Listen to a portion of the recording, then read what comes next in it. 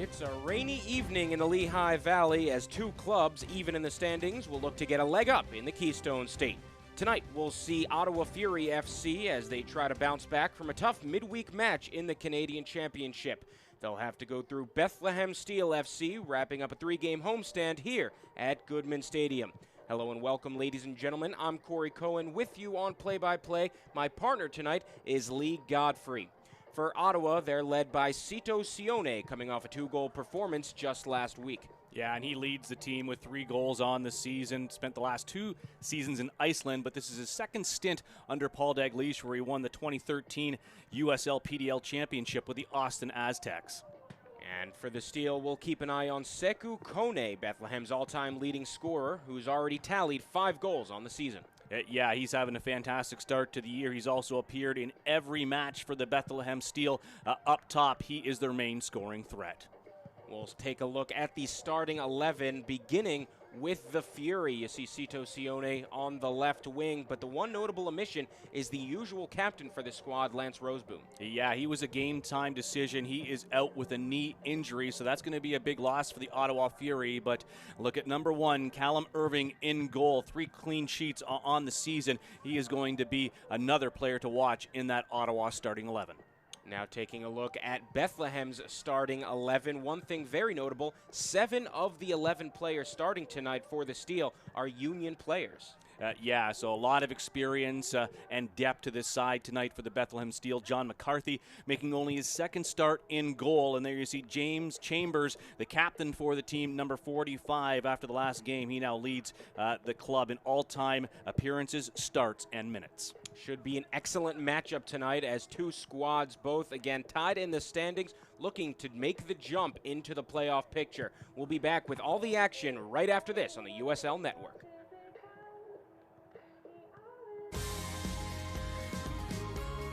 The reason we got into the heating and air conditioning business was for the families. Throughout the years, we've built our family of trained technicians and employees. I love being able to meet with our customers for quotes because I can make sure D&D delivers exactly what they need. I'm proud to be the 3rd generation owner of D&D Heating and Cooling, and I'm proud to have my family right by my side. Call our family for a free quote today. You've lived with it for too long. That recurring joint or muscle pain that makes everyday tasks a strain and repetitive movement almost impossible. Why put it off? The sooner you seek treatment, the more options you'll have. The faster you'll be back in full stride. The latest non-surgical solutions. The region's only nationally ranked program. That's Orthopedics in Action at Lehigh Valley Health Network.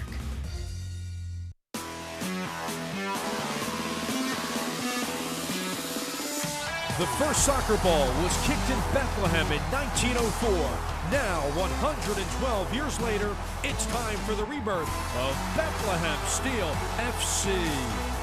Herbert's in the box, and there's the first goal in Steel FC history. For tickets, visit BethlehemSteelFC.com or call 844-STEEL-FC. Lehigh Valley Insulation keeps you cooler in the summer, warmer in the winter. And with 19 years worth of satisfied customers in Pennsylvania and New Jersey, we've probably insulated one of your neighbor's homes. Our team of older home specialists delivers swift and efficient white glove service, insulating attics, exterior walls, and virtually any under-insulated areas, saving wear and tear on your heating and cooling systems while adding value to your home and providing year-round comfort that pays for itself. Take comfort in Lehigh Valley Insulation. Comfort that pays. Hello and welcome back, ladies and gentlemen, to Goodman Stadium in Bethlehem, Pennsylvania. Again, with my partner, Lee Godfrey. I'm Corey Cohen with you for this broadcast as we're just finishing up the national anthem here. Should be an excellent match tonight. Bethlehem Steel FC, Ottawa Fury FC, 2 programs right now just on the outside of the playoff picture, tied in the table, looking to really make that leap up. Yeah, they are. And as you take a look now at the head coach of the Ottawa Fury, Paul Dalglish, He was ecstatic despite the fact that they got beaten out of the Canadian Championship by Toronto FC, just how well they did fare against the MLS club, winning the first leg, losing the second leg, unfortunately, but they stuck around with Toronto FC for quite a long time in that one, something that they can build off, but they are playing a lot of games in a very short period of time. This is their 5th match in 14 days. That's going to take a little bit of a toll on the bodies out there for Ottawa. Yeah, as big of an accomplishment as it is to make the Canadian Championship semifinal, it does have its drawbacks. For Bethlehem, they're led by Brendan Burke, again, second-year coach. Both coaches in their second year, in this case, Bethlehem, just a 2-year organization. Burke, though, really starting to turn this team around. Yeah, and he has a lot of experience being the Union assistant coach for 4 years, and just being able to be that go-to in between the parent club and Bethlehem. It's difficult when you're dealing with a starting 11 that interchanges week in and week out based on what's happening with the parent MLS club. And so we see the teams taking the field. Again, very interesting for Steel FC. They've got 7 players from the Union. You see there John McCarthy with the helmet. He'll be starting in goal. But on top of that, you've got players such as Marcus Epps and Josh Yarrow and Giuliano Wijnaldum and Ken Tribbett, all players from the Philadelphia Union squad who are here with Bethlehem. And even though they're young, they're still bringing experience and a whole lot of young talent. Yeah, they are, and it's just trying to get that consistency in the starting 11, and it's really tough for those teams with an MLS parent club to be able to do that. Yes, they are very talented players in their own right individually, but you do see the teams that are able to get up to the top of that USL standings table that have that starting 11 consistent week in and week out, with the Charleston Battery, the Tampa Bay Rowdies, Louisville as well. If you don't have those injuries and you can keep a consistent starting 11, that's how you get up the table. So it's very difficult to do for a team like Bethlehem, but they are competing, and they are right now in that standing as far as just trying to get into that playoffs. They're just on the outside looking in, a couple of results, and they'll be right there. And for Ottawa, they're also an affiliate club of an MLS franchise, the Montreal Impact, but for them it's been a little bit different. They don't have nearly as many players from Montreal on this squad. Yeah, it's not really a system like it is with either Bethlehem or New York City, the Red Bulls 2, or the Vancouver Whitecaps 2, as well Orlando City B. It's not that direct influence. They will send down players, loan them out as far as that is concerned, and they do have one in Michael Salazar playing on that right wing tonight for the Ottawa Fury, being one of those players that is from the Impact organization. So we are underway in the Lehigh Valley in a matchup between the Steel and the Fury. With Lee Godfrey, I'm Corey Cohen on this broadcast. Our producer, Roberto Fernandez. Our technical director is Jim Clark. For the Steel, they are wearing the blue kits with little gold trim. Ottawa on the road wearing white. So there's John McCarthy with the ball, 6'3", just 22 years old, and he's already had a wealth of experience being the main anchor for the Philadelphia Union's 2015 run to the U.S. Open Cup championship game. First foul of the match. And that's going to be a card to start things off instantly. We see Onua Abasi presented with a yellow card. Yeah, just a bad challenge there early in the first minute of this match. Watch him come in, and he just totally clatters with them. Trying to see who that is. 18, it looks like. That was Aaron Jones. Aaron Jones getting absolutely knocked down there. And, boy, normally you get a bit of a warning, but certainly Mark Kalachik, the official for tonight, just getting out that yellow card immediately for Ottawa, and Obasi on that back line. Obasi, the starting left back for this squad from Birmingham, England. Went to the University of Liverpool and then went to Central Connecticut State. Yeah, and some experience in this league as well. A member of that 2015 Rhinos championship team where they had a record 15 goals against that season. That's just an incredible number. Speaks about defending of that side, and he brings that experience to the Ottawa Fury. And I think he's calling a handball and a penalty kick. Is he? Yeah, he has. It looks like it. So it'll be a penalty kick for the Steel here just in the 3rd minute, as head referee Mark Kadlacek is calling a handball against the Fury, and we'll see Corey Burke, the left wing for the Steel, set. This is an unbelievable call because yeah.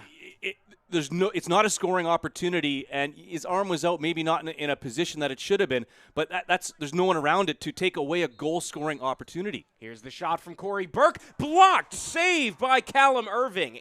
Still in the box, Irving is there, and that is the experience that we talked about that the Fury have in between the posts. Yeah, excellent save, guessed well for Calum Irving as we take another look at this one. I don't think it's the best kick taken by Corey Burke.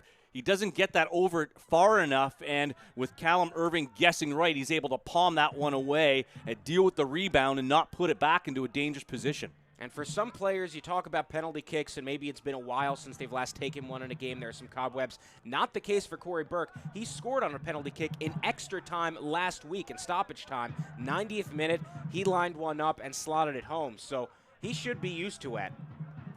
Yeah, and he is going to be very disappointed in that. But just going back to the call in general, I've never seen something like that where it wasn't a shot, where it's a high ball brought in, and it's, in my mind, accidentally hit his arm and not a goal-scoring opportunity where no one with Bethlehem was around that. So, for Ottawa, boy, that would have dug them a hole early in this game if it wasn't for Irving to come up with that save. Irving, a native of Vancouver, British Columbia, earning his first cap with the Canadian national team.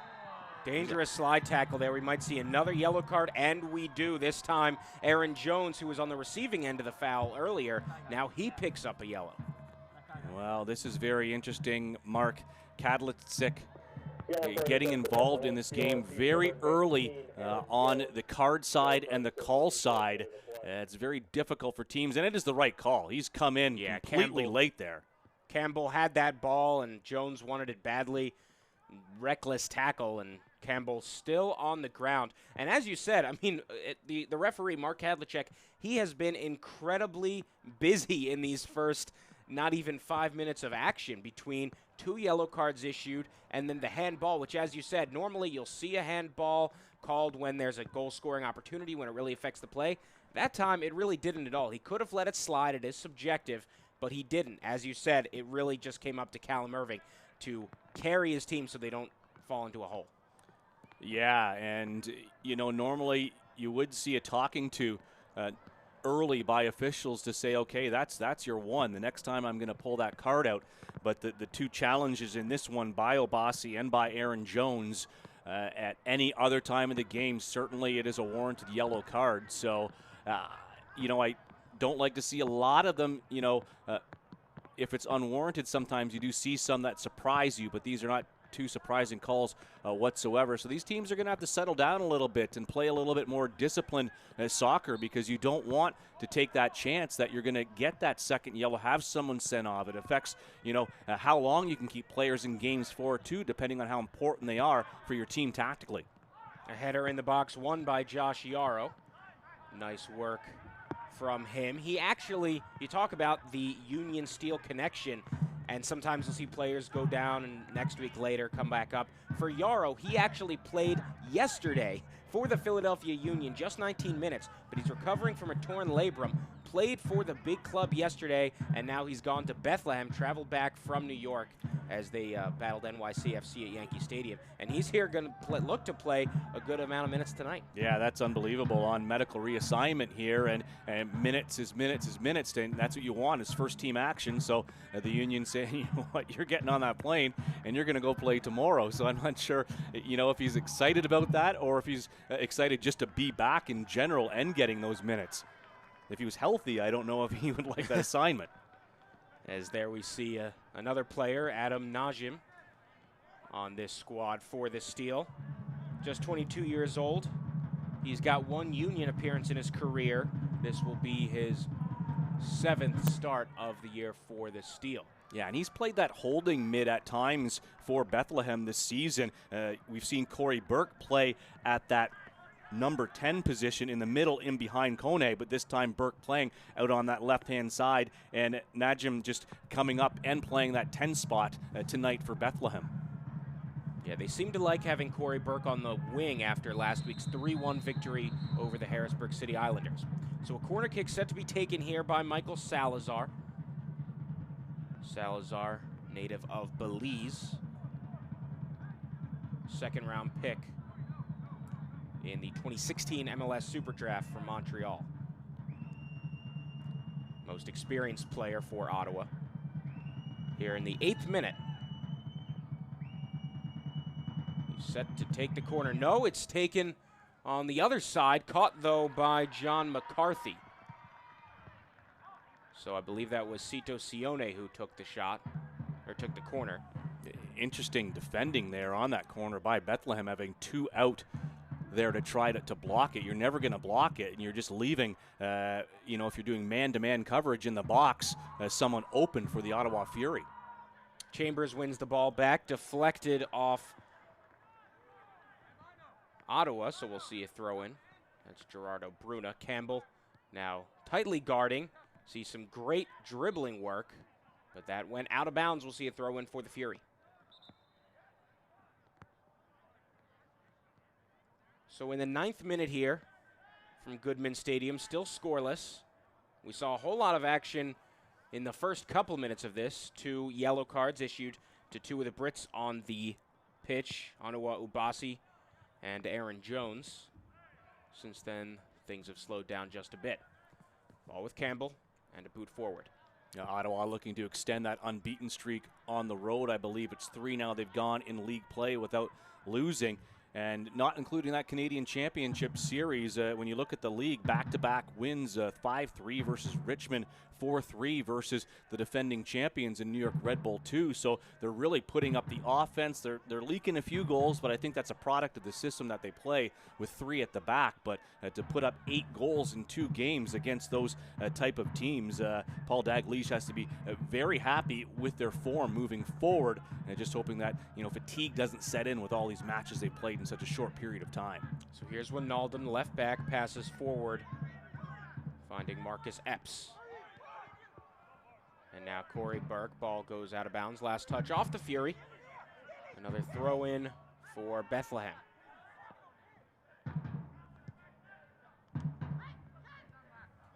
So here come the steal. Ken Tribbett finds Corey Burke on the wing. Cuts in, across into the box, header just off the mark. Last touch was off of Sekou Kone. Yeah, he's trying to deny it, but it was obvious that he did just get a brush of that one, and that's why that's going to be a goal kick. A good ball into the box, maybe just a little bit too high, maybe just a touch missed time by Kone, unable to get up and over top of that ball to try to put it on the face of goal. Goal kick taken by Calum Irving. Did spend some of last year in the MLS with the Houston Dynamo.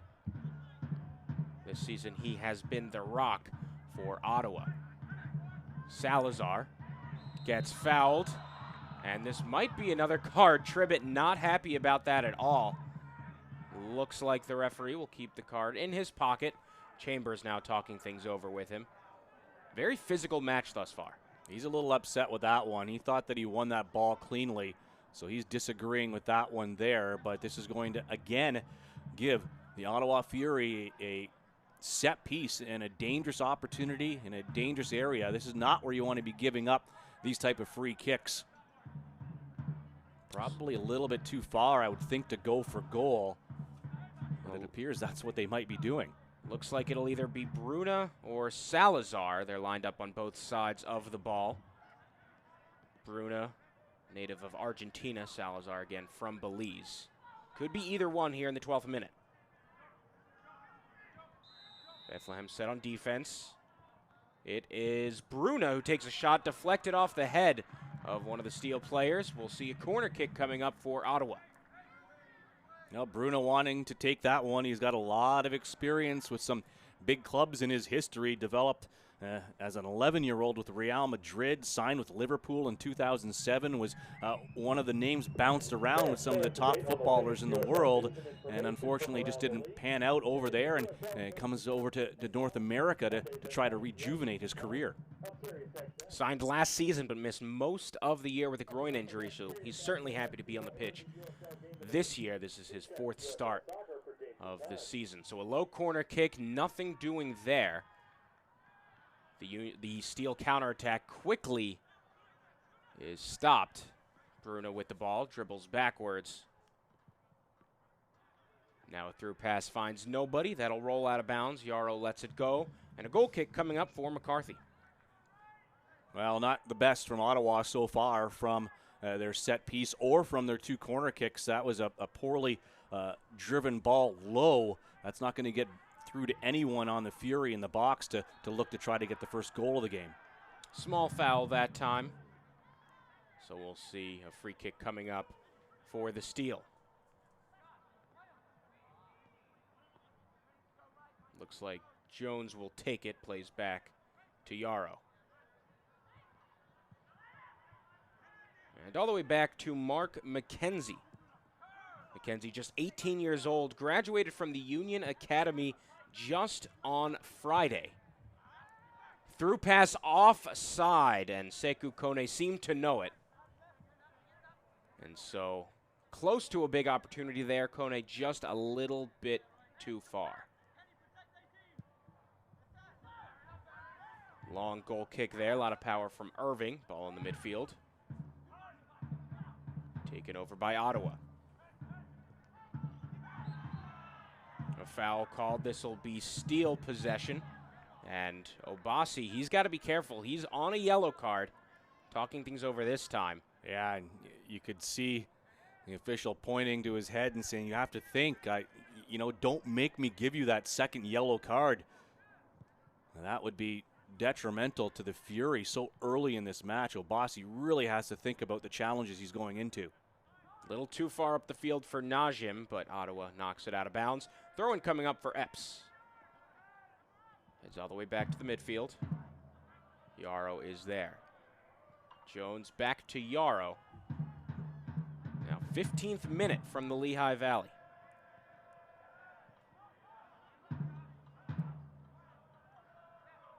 Yarrow a little bit trapped, plays it all the way back to his keeper, McCarthy.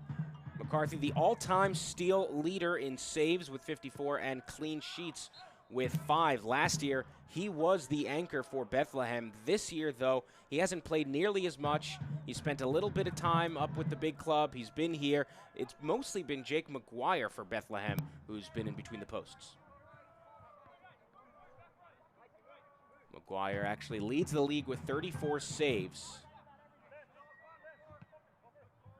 But tonight, McCarthy in net. Again, brings a whole wealth of experience, both with the Steel, everything that he was able to accomplish last year, and the year prior, leading the Union to the championship of the U.S. Open Cup. Fell just shy to Kansas City. So the throw in that time, taken by Jonathan Barden. Here come the Steel. Played all the way back, great defense to take it away by Obasi. Again, Obasi going into the challenges, showing no fear on the fact that he's sitting on a yellow card, but this time he won that 50-50 ball fair and square. Through pass, looking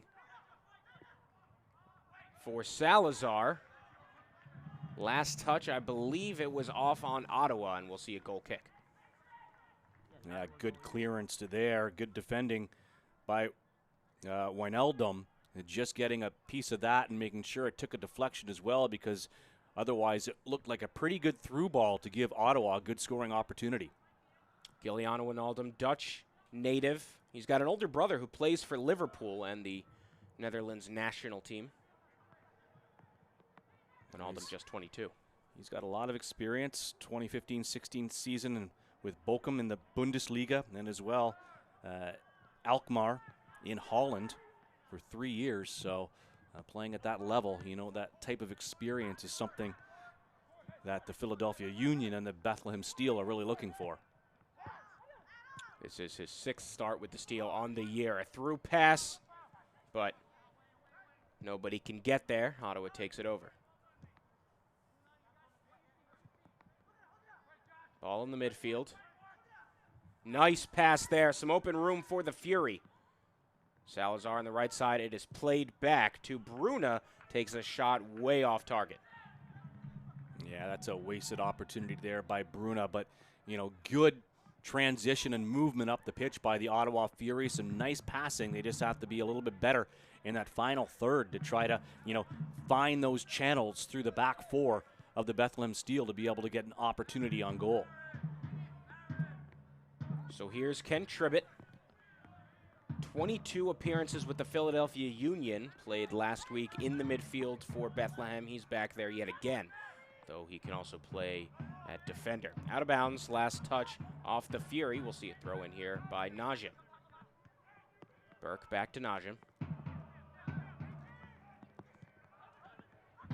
Kone plays it over to Marcus Epps, and now the other side of the field, Aaron Jones has possession.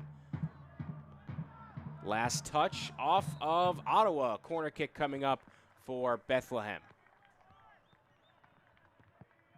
Some nice movement there from that throw-in on the near side of the pitch and really moving Ottawa from left to right there and really using the width of the pitch to try to get something, and they do end up winning a corner kick out of that opportunity. James Chambers will take it, the captain. Just a week ago became the all-time leader in starts and minutes in Bethlehem history. Deflected, rolls out of bounds. We'll see a goal kick for Calum Irving. Yeah, unfortunately there for the Ottawa Furies, that ball fell, and there really was an opportunity to get a second touch on that one. Soccer fans, Nike is an official sponsor of the USL. For more information, visit nikesoccer.com. About to enter the 20th minute of action here. Still scoreless from Goodman Stadium. Tribbett with a sliding tackle. Goes out of bounds. It will be a Fury throw-in. Looks like Campbell will take it. 9 caps with the Jamaica national team. The Reggae Boys.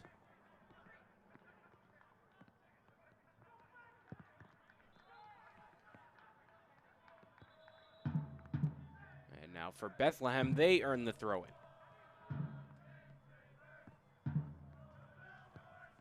Well, a wet night tonight, and it might not be that enjoyable if you're a fan in the stands, but the players are going to enjoy a little bit of rain, and as well how it can, you know, speed up that pitch and the ball just be able to move a little faster when it's slick out there. The keepers won't like it, that's for sure, but if you ask any player, they love just that, just a little wet pitch. I don't think there's enough rain going out right now to be able to puddle it up and slow the ball down, but it's going to be pretty slick out there tonight.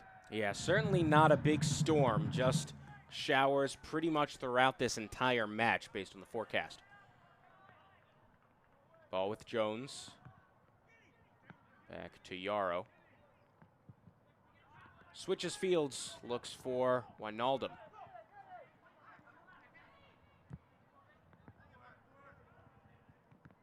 Nice footwork there by McKenzie.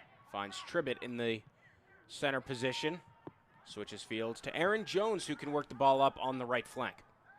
That's great by Bethlehem with that high line from Ottawa, really pressuring them that they're able to get out of it. A long shot, chip shot, way over the goal from Sekou Kone. And Kone, who has been red hot recently, 5 goals on the season on just 12 shots on goal. Been a little bit slow to start here. Yeah, he looks like he's even hit that with the outside of his foot and tried to curl it and maybe try to catch Irving off of his line, but that wasn't anywhere near goal. 22nd minute of action.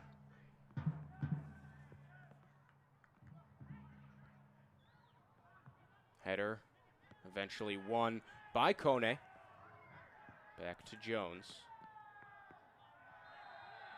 And a foul called this time. So Onawa Abasi playing an incredibly physical game. And remember, he does have that yellow card. So here come the steal. Corey Burke, an excellent slide tackle there from Manicio.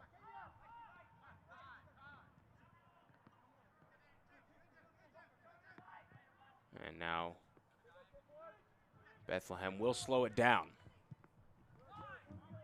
Fans, stay up to date on the latest USL news and information from around the league. Tune in to USL Coast to Coast with Mike Watts Mondays at 9 p.m. Eastern Time on Sirius XM FC Channel 85. Also, don't forget, Sirius XM FC will air the USL Game of the Week. Please check uslsoccer.com for dates and times. Yarrow to Jones. Tribbett now Chambers. So Steel FC working with possession. Can they move the ball forward? Here's a start. Wijnaldum. Across to the right side. The extra pass, shot from Tribbett, deflected. Bethlehem will hold on, however. Header out of play. Chambers is there. Bethlehem working on a slow build-up here. Now, they've done a good job, though, with Ottawa playing that high line. And once they got past that first line of defense in their own zone, that really opened up some space for them to be able to move that ball through the midfield. Ottawa being able to track back and block that initial shot, but they still are not out of trouble yet. Corey Burke on the left flank, across way in the sky. Goes out of bounds. We'll see a goal kick coming up for the Fury. Now, you won't be happy about that one. Is you see a close look at Calum Irving and what a person he has on the bench for the Ottawa Fury to learn under the goalkeeping coach in Bruce Grobbelaar, Liverpool legend. 440 appearances for the Reds, and for him to come over and be a part of this Fury squad, fantastic for the goalkeepers to be able to learn under the tutelage of Grobbelaar, just a legend in his own right. And so a big score for Ottawa there in teaching their keepers. Foul on Bruna there. Got a little too physical with Josh Yarrow.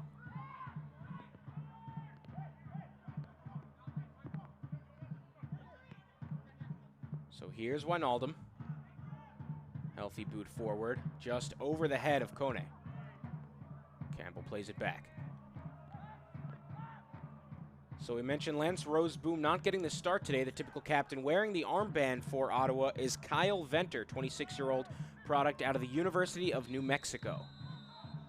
Yeah, and he has had a bit of a rough ride too, missing almost all the 2016 season with a knee injury. He was selected 23rd overall in the MLS Super Draft in 2014 by the Los Angeles Galaxy.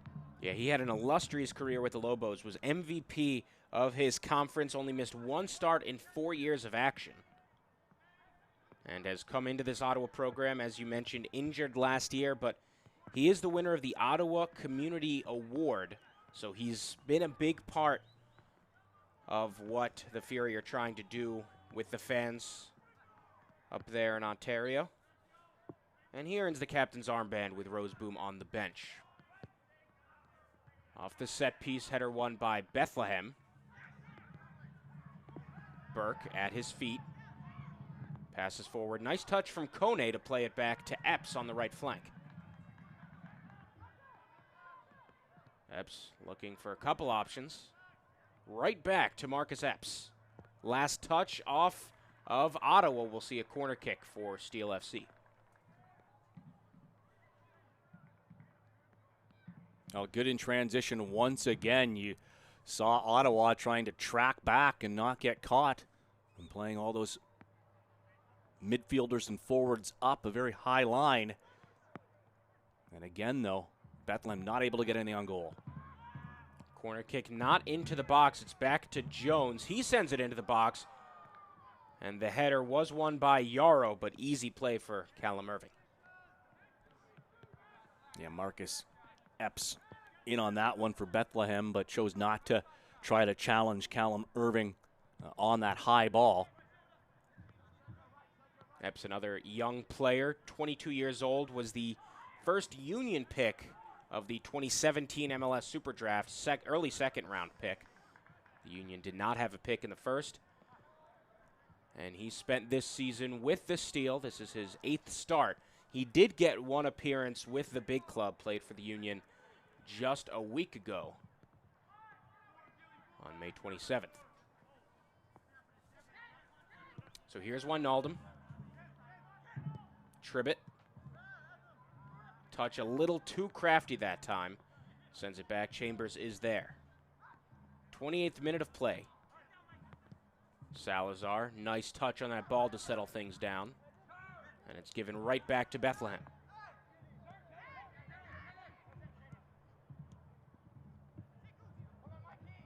Nice pass there. Ken Tribbett with some space. Right back to Sekou Kone. Takes another shot on goal. It goes in! Bethlehem on the board. A Sekou Kone goal. His 6th of the season from incredibly long range this time. And Bethlehem are on top 1-0. You can see the smile there on Brendan Burke's face. That's going to be another one that could be up for goal of the week. Just a fantastic strike by Sekou Kone. You can see the Ottawa defenders not closing him down. He had a good 4 or 5 feet before there was a jersey in white, so he sees that open space, and he's just going to let that crack, and it beats Calum Irving to his left-hand side, and you could see Irving afterwards yelling at his players. You cannot give a player like that kind of space. You have to step up and try to close him down. He doesn't, and that's just a fantastic goal by Kone. The East End Army is loving Sekou Kone with this goal coming in the 28th minute of action. Born in Liberia, raised in Amsterdam. So he's dual nationality, has a Dutch passport, plays for the Liberia national team, and he has really made his mark in this Bethlehem community. All-time leading scorer now with 8 goals between last year and this year since Steel FC was established. And he is really starting to set the league on fire.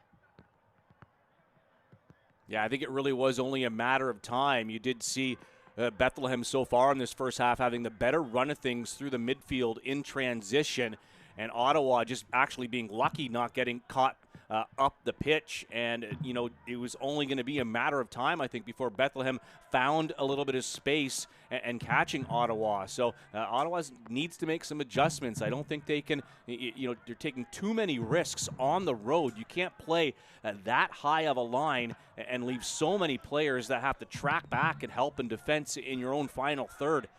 That's part of the problem, I think, sometimes with playing that 3-4-3 and only having 3 at the back. And you need to have more midfielders track back and help on defense. And so far, that's not happening. And it's giving Bethlehem that space in that midfield as they cross the half.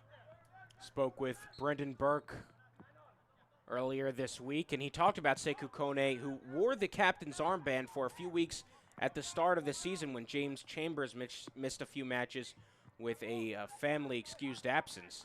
And since then, he thinks that actually the pressure has been taken off of Sekou Kone. Chambers is the captain. Kone can really just fill in where he's most useful as that dominant striker up top. And can really pull off some creative moves, as we saw on that goal. As you said, could be goal of the week in the USL.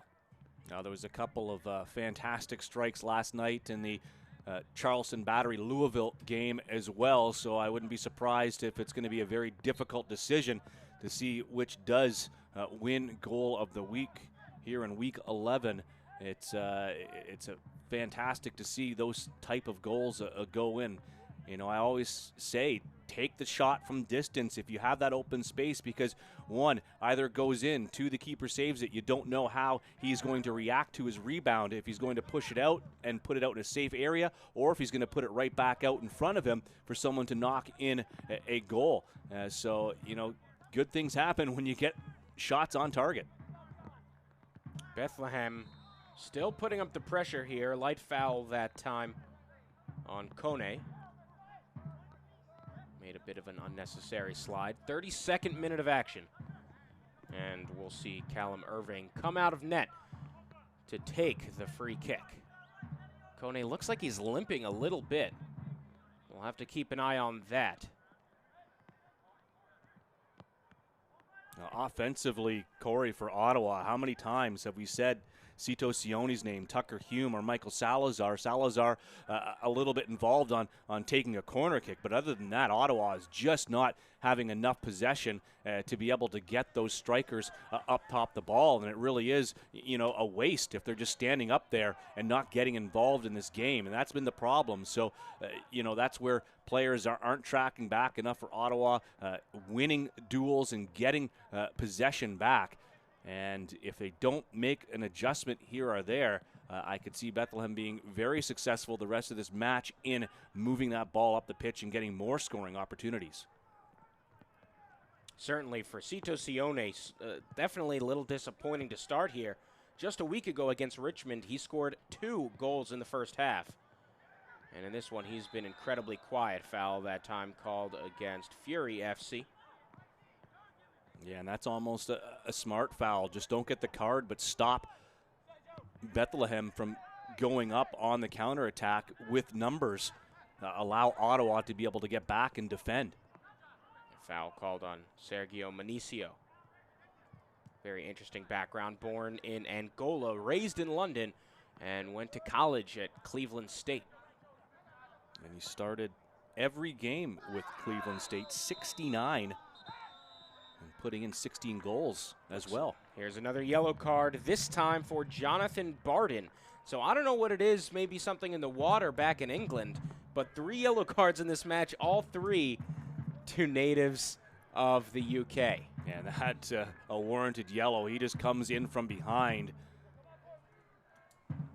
and just cleans out Corey Burke as he's slow to react and try to walk that one off. So now Obasi and Barden with yellows for Ottawa. Aaron Jones with a yellow for Bethlehem. A yellow card has been assessed to Ottawa Furies number 2, Jonathan Barden actually played the last 2 years as well, like Cito Sione in Iceland. They actually played with each other. They also played against each other. The USL is one of the most prominent second division professional leagues in the world, featuring some of the game's top talent and rising stars. Stay up to date with all the latest league news and information by visiting www.uslsoccer.com and follow them on Twitter @USL. Header there touched by Yarrow. Ottawa might come away with this. No, Yarrow is there.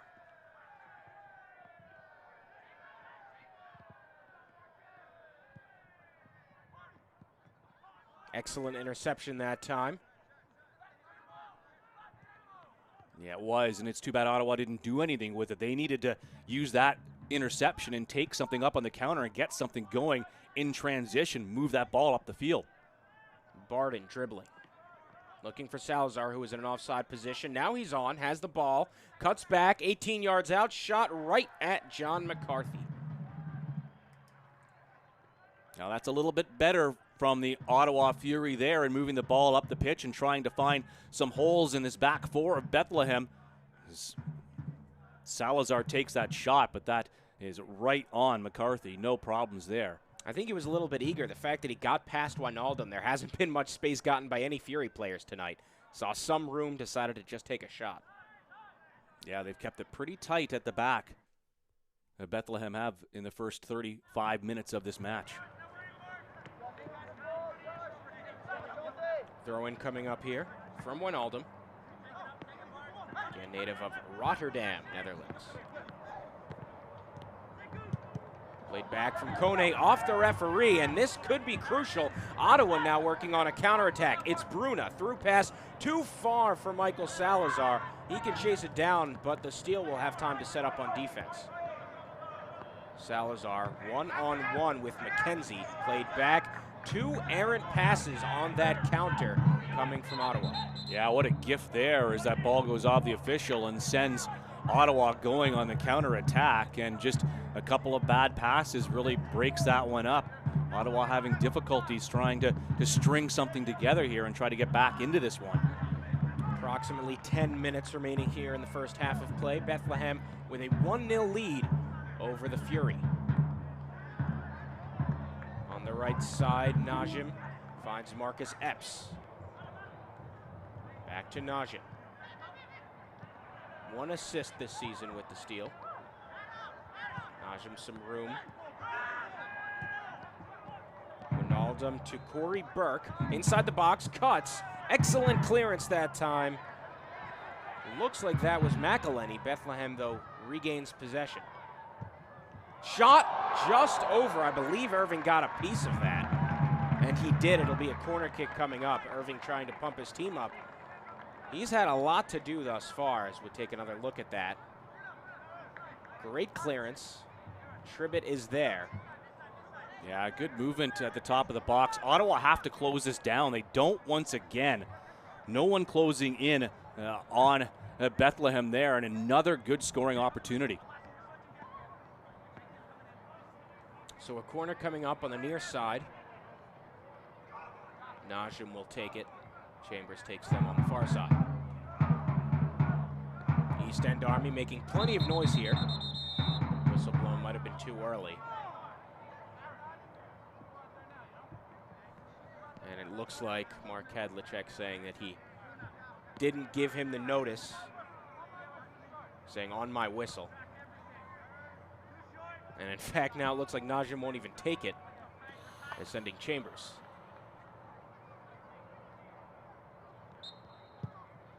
It's low, nobody there for Bethlehem. Here's Salazar, and a foul called this time against Wijnaldum.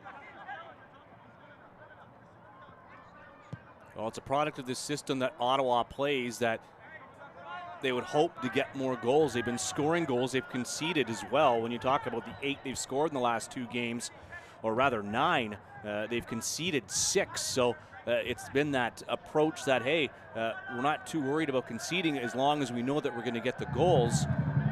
And a lot of that system has got to do with coaching and a couple of changes in Ottawa Fury this season as far as their assistants concerned.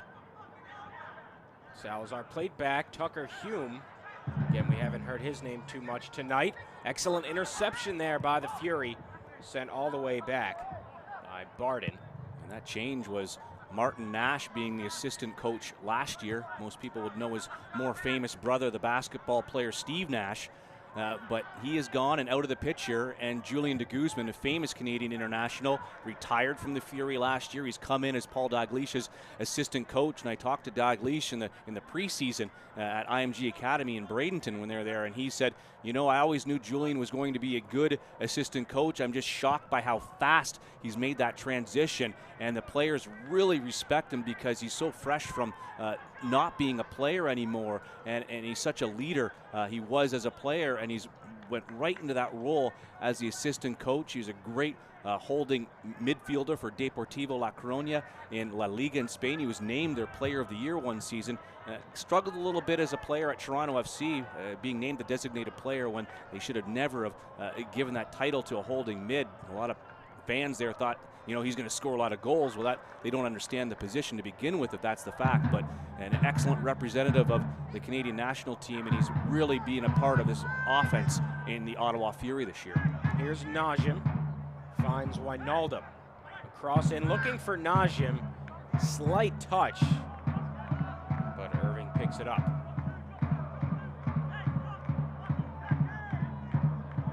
So don't go anywhere at halftime. Coming up, we'll take a short break. We'll have highlights and stats for you, as well as taking a look around the USL. Still another few minutes to be played out here in the first half at the rainy Goodman Stadium in the Lehigh Valley. Interception there, out of bounds, last touch off of Barden.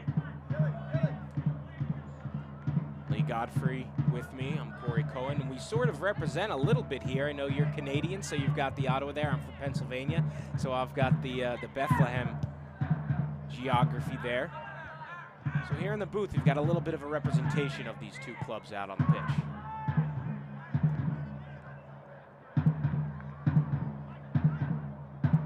We talked about Ottawa playing the Canadian Championship. For those south of the border unfamiliar with it, very similar to the U.S. Open Cup with a lot less teams. That is how, if you win the Canadian Championship, the Voyageurs Cup, is how the one team from Canada gets their spot in the CONCACAF Champions League. ball. Excellent work there from Kyle Venter. You see why he won the captain's armband, just muscling Najim off the ball, allowing his keeper, Calum Irving, to pick that ball up without any threat. And as you were just mentioning, Lee, they played in the second. They actually took a lead in that first leg, 2-1 over Toronto FC. Now that's not Toronto FC 2, the USL club. That is the MLS club. They took a lead, and then in the second contest, they lost 4-0. That was a midweek game. So definitely perhaps some stamina issues here with Ottawa. They did play midweek, whereas Bethlehem, they've been fresh. They haven't played since a week ago. And coming off a win as well, which will build their confidence. And if you have a good week of training, time to rest some players with a knock here and there. And I think we've seen that through the midfield and in transition, that Bethlehem has had a little bit more pep in their step, and Ottawa has had trouble dealing with it. Sione trying to muscle in there, not too far from McCarthy. Header won by Ottawa. Not even close on that shot, just tried to get a piece of it. Nike is an official sponsor of the USL. For more information, so we'll see a goal kick coming up for McCarthy. As you mentioned, for Bethlehem, they are coming off a win. It was 3-1 against Harrisburg City last week. For the Fury, while they're not coming off a win overall, they have been in very good form in the USL recently. A week ago, they defeated the Richmond Kickers 5-3. Before that, as you mentioned earlier, they defeated the reigning champion New York Red Bulls too. So they've been looking good in the league, along with the first leg of that Canadian Championship semifinal, just not in the middle of this week. Yeah, and it's a big challenge for Paul Dalglish and the Fury when you talk about being a Canadian-based club and the challenges that they do face. Number one, first and foremost, is the value of the Canadian dollar. That players go up there, and it's only at 70 cents US. And you think about how much you're making. You're not making as much. They don't have a budget in Ottawa, and as well the Canadian tax system. So you have to pay a heck of a lot more in tax money. So it's tough to try to convince players to get up to Ottawa and sign there and make it worth their while financially when they can come down to the States and in many places make maybe even a little bit less money, but the cost of living is much cheaper, and the tax system is much better. So, if you had to choose between playing somewhere in Florida versus playing up in Ottawa, a lot of players will take the sun and the paycheck as well. Yeah, without a doubt, and it's no surprise why you take a look at the Fury roster. You see a lot of international players who, you talk about the financial situation, might be used to that tax system. Players from England and Northern Ireland and Argentina. And Holland as well. Very large tax system there. So here on the left wing, we see Wijnaldum. Player from Holland, though he's paying significantly less in taxes in Pennsylvania, at least. Well, a perfect example, 2 years ago, Ottawa's all-time leading goal scorer, Tommy Hyneman, made the move to the Tampa Bay Rowdies, and Hyneman was in the neighborhood of $50,000 US with the Fury, and he more than, I believe, I don't know the exact number, but it was close to almost triple his salary to go down to the Tampa Bay Rowdies. And so, of course, it's tough to keep players in that scenario. Tommy Hyneman, though, you sign players based in, it seems that most sports you sign players based on the previous success, and they may not replicate it. So they get a pump up in pay based on all the goal scoring that they did previously, but Tommy Hyneman unable to replicate that success even though he was making more money with the Rowdies. So minimum minute in stoppage time, so not much here going on. And that's why it's interesting with that system and how it's tough to draw players there. A little surprising that you don't see as many players from the Impact who are already there up in Canada, in Montreal, coming down here, like, again, you do see between the Union and the Steel, where there's a lot more of a free transaction going. Tribbett with the header. This half could end any second now. Yeah, the Impact used to have that team, a direct affiliate, but they chose to fold that club and have that relationship with the Fury. And so Ottawa now, they've moved from NASL to USL, and they're in the middle of the table. Right now, though, they are looking up, and they trail 1-0 at the half to Bethlehem Steel FC. The difference being a goal from Sekou Kone in the 28th minute of action. We'll take one more look at it. We'll take a quick break here. Don't go anywhere. We'll have highlights and stats from you from the first half. You're watching Bethlehem vs. Ottawa on the USL Network at half. You've lived with it for too long. That recurring joint or muscle pain that makes everyday tasks a strain and repetitive movement almost impossible. Why put it off? The sooner you seek treatment, the more options you'll have. The faster you'll be back in full stride. The latest non-surgical solutions. The region's only nationally ranked program. That's Orthopedics in Action at Lehigh Valley Health Network.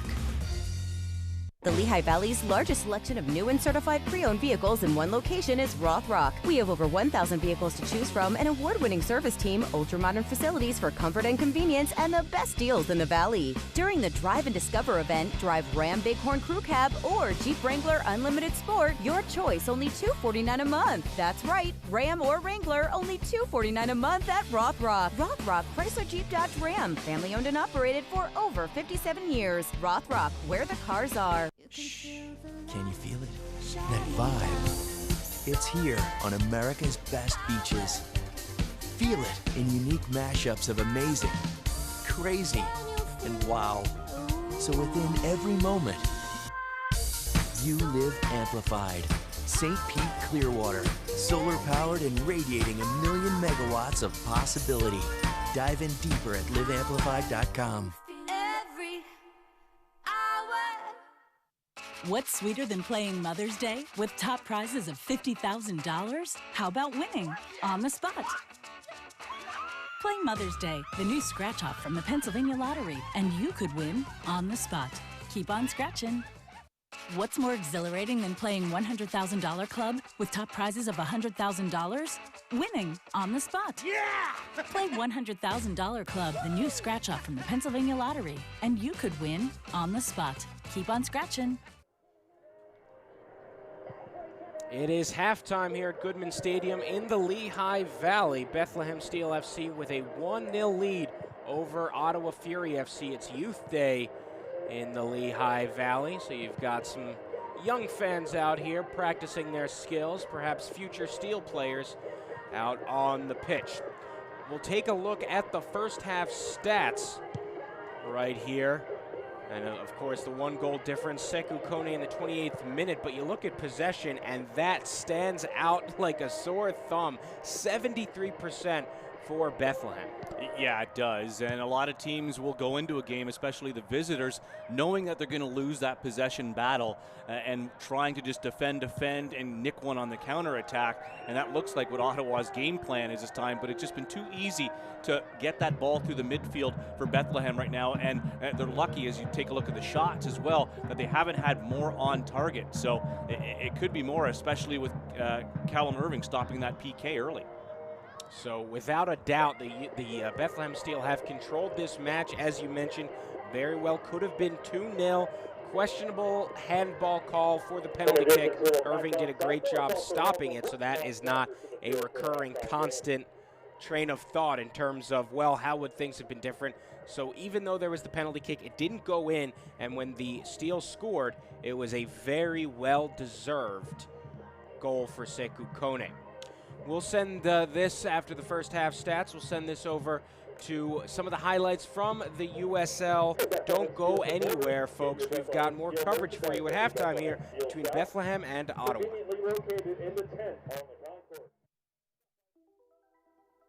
Todd's a great guy.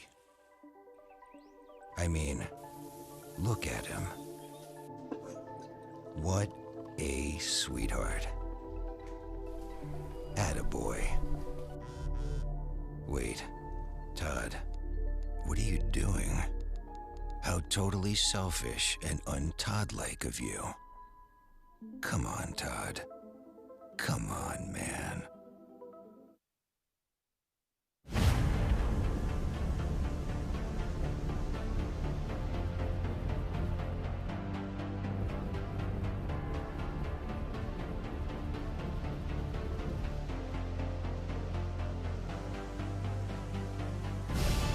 We've raised the stakes. Expectations are high. Our biggest season yet will break records with elite players and future stars. Innovative technology and new homes. We're growing the game in our communities, and across the nation. Are you ready?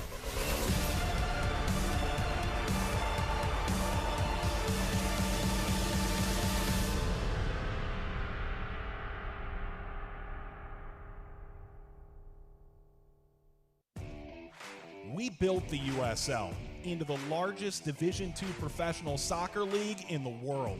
And now the time has come to announce USL Division III, America's professional third division league, completing the U.S. pro soccer landscape. It's time for your town, your team, your game. D3 will fuel local pride and local passion, creating a new legacy for the beautiful game and inspiring its tribal following across the country. This is professional soccer, built on a disciplined financial model and operational excellence, featuring exciting venues to thrill fans, in hungry new markets yearning for the game.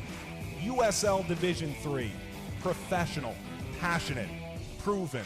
Pro soccer starts here, coming in 2019. For more information, visit usld3.com. Danny Koenig is getting back into form in his new home with FC Cincinnati. The 2015 Golden Boot runner-up scored 21 goals 2 seasons ago, but struggled to follow up that impressive performance, only adding 4 goals in 30 games for Oklahoma City Energy FC last year. On May 10th, a blockbuster early season trade sent Koenig to Cincinnati, having been held scoreless through 4 games with Energy FC in 2017. But that is no longer the case. Koenig has stepped into his new role for Cincinnati and found himself back in the scoring column, and also as the team's second leading scorer, tallying 3 goals in 3 appearances. Koenig finished with the brace in a 2-1 win against Bethlehem Steel FC, and led his team to a 1-0 win against Toronto FC2. Koenig's goal against TFC2 came moments after he was being treated on the sideline. He entered back into the game just in time to get on the end of a Tyler Polak cross. Those 2 wins were Cincinnati's first back-to-back wins of the season, both in front of more than 18,000 fans at Nippert Stadium. Koenig last scored in 3 consecutive games in July 2015. He will look to match that feat for Cincinnati in Week 11 against the Rochester Rhinos. For USL Network, I'm Morgan Conklin. Halftime here at Goodman Stadium. Steel FC 1, Fury FC 0. We'll take a quick break. We'll come back with first half highlights, everything. If you missed any bit of action, we'll have that for you, and we'll talk about some of the upcoming schedules and standings. Don't go anywhere. You're watching Bethlehem vs. Ottawa on the USL Network. It can happen over time or in a snap. If joint or muscle pain has taken you out of the game, we can identify the root cause of your problem and develop a sport-specific treatment plan to get you moving again. Over 400 medical experts strong, the region's only nationally ranked program. That's Orthopedics in Action at Lehigh Valley Health Network. Lehigh Valley Insulation keeps you cooler in the summer, warmer in the winter.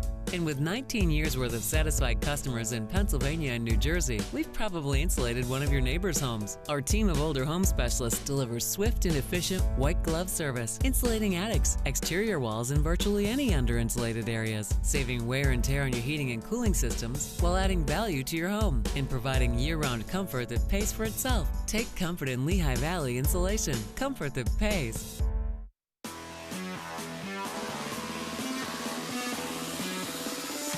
The first soccer ball was kicked in Bethlehem in 1904. Now, 112 years later, it's time for the rebirth of Bethlehem Steel FC. Herbert's in the box, and there's the first goal in Steel FC history. For tickets, visit BethlehemSteelFC.com or call 844-STEEL-FC.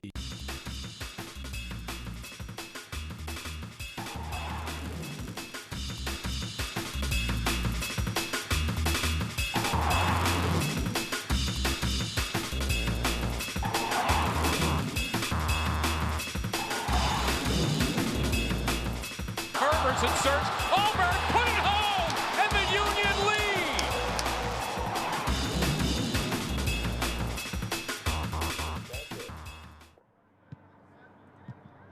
lead. It is Youth Day at Goodman Stadium in the Lehigh Valley, where Bethlehem Steel FC lead Ottawa Fury FC 1-0 at the half. It's a rainy day, but the fans are braving the storm. Let's take a look at the first half highlights here between Bethlehem and Ottawa. Things started early, a whole lot of physicality. Yeah, it was. Not afraid to pull out that yellow card early, a couple of big challenges, but here's the penalty call as you see that ball coming down and hitting the arm of Campbell. A penalty called, and Irving, though, comes up with a huge save on Corey Burke. And in some ways, you could consider it fitting, a questionable call on the handball, but no harm, no foul. Irving made the save, keeping his team even at 0 apiece. But that wasn't going to hold for too long. Ken Tribbett there finds Sekou Kone for the first goal of the game. Yeah, what an absolute beautiful strike by Sekou Kone for his 6th of the year. Again, just too much space out there for Bethlehem. Ottawa has to close down that and get in closer, not allow that shot. All the space in the world for Kone to just rocket that one to the left of Calum Irving. No chance there. And really the only shot here by Michael Salazar later on in the first half, but that's right on John McCarthy. But some of the better movement that Ottawa had, they're going to need a lot more of this in the second half. Without a doubt, it was pretty quiet from Tucker Hume, Cito Sione, as you said. Salazar with his one shot on goal.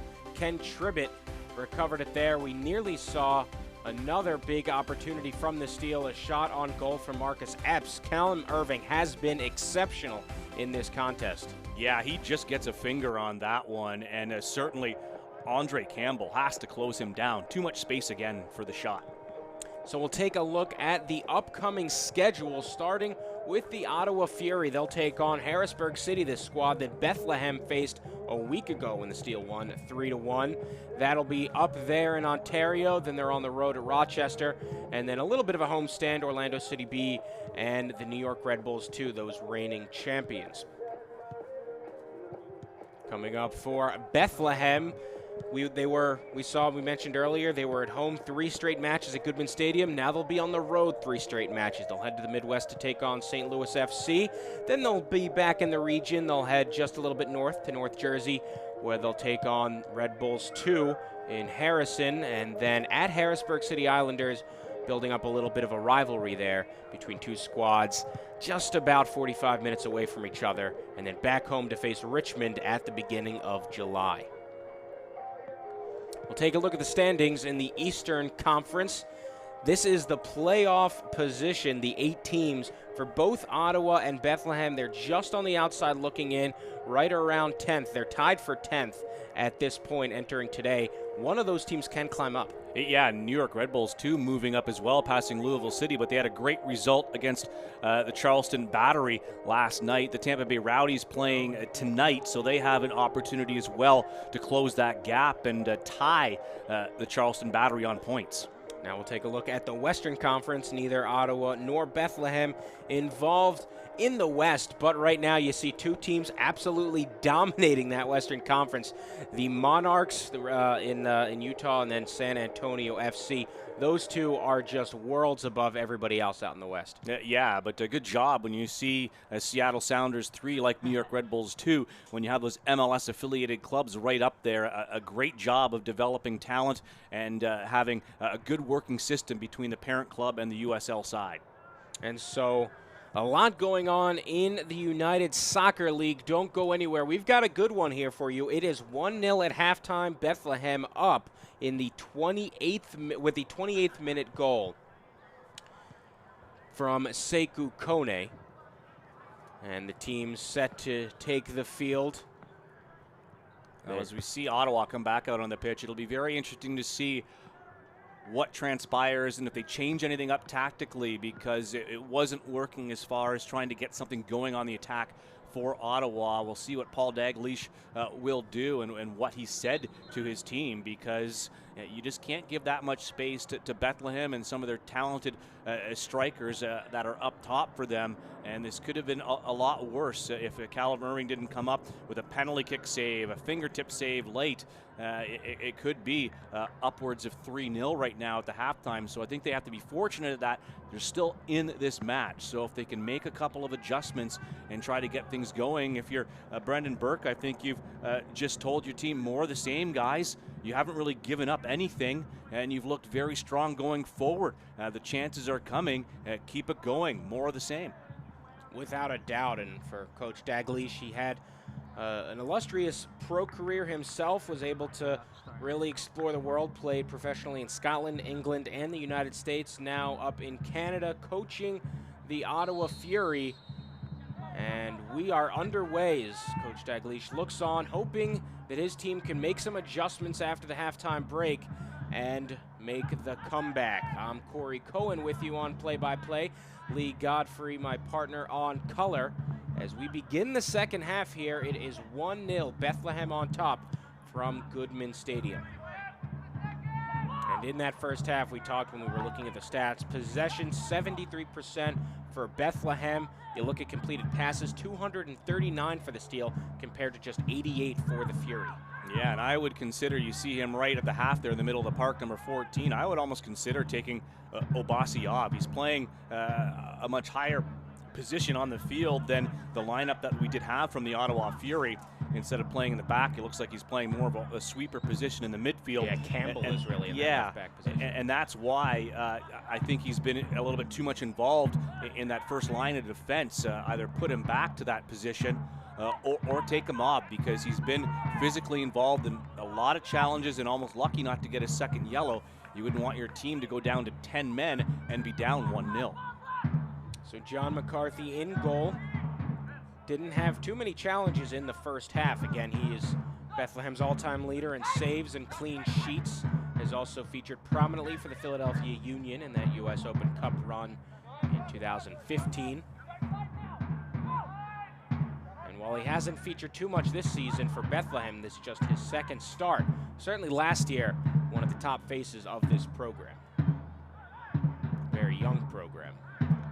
Just in their second year after being formed in 2016. Meanwhile, for Ottawa, they've been around longer, but this is their first season in the USL.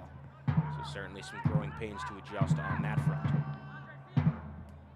Well, 2 years ago in the NASL, they had a fantastic fall season, winning it. Really, no one saw it coming whatsoever. And having a great run that season, and that was the problem, just trying to keep that talented group of players together. They just weren't able to sign everyone again, and in their last year in the NASL, they did struggle to compete with the other teams. If you're just joining us, Bethlehem is here's a through pass for Chambers, broken up, a slide tackle, no foul called. So very close there to being contact, and whether or not it was in the box or just outside of it when it happened, but nothing happening there. Play on, says the referee. Again, very close. I'd love to see that one again if we can. I'm not sure if we'll be able to, but certainly a close call for Ottawa again, minutes into the second half. Some of the Steel players calling for a handball there. They won't get it. Here's Najim. He's got some room, plays it into the midfield for Sekou Kone. Loses possession for a moment. Magnesio is there.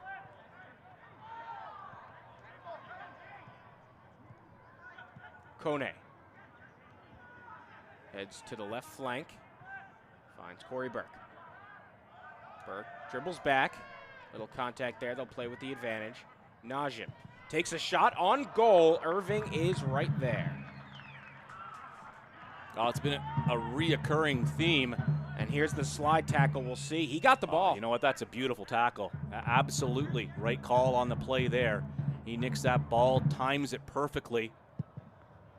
And a good no call there this time. And one way that it seemed like the case is that James Chambers was not complaining, hoping for either a penalty kick or a set piece just outside of the box. He seemed to know and acknowledge that was a clean slide tackle, Chambers being the mature player that he is. Now, a lot of other players would try to play the referee on that one and try to, you know, ham it up and say, hey, well, why aren't you making that call? They try to sell it too much. But nice to see that didn't happen on this occasion. Yeah, Chambers, a veteran player, incredibly respectable, has the respect of everyone with Bethlehem, but then also across the league from what he's accomplished in his career.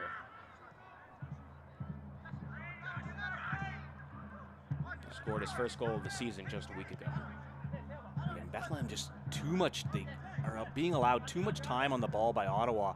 They're just stopping. They're not going into challenges, trying to win it back. And Barden was there breaking up the cross, although it was an offside call, so no matter there.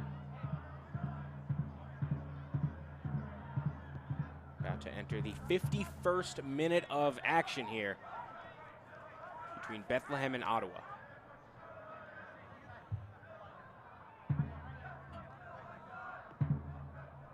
Calum Irving take the free kick. Excellent header that time. Won by McKenzie. McKenzie again.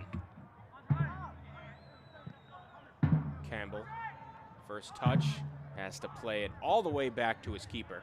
And see, there's the difference, how fast Bethlehem is closing down the Ottawa Fury and forcing them into a play.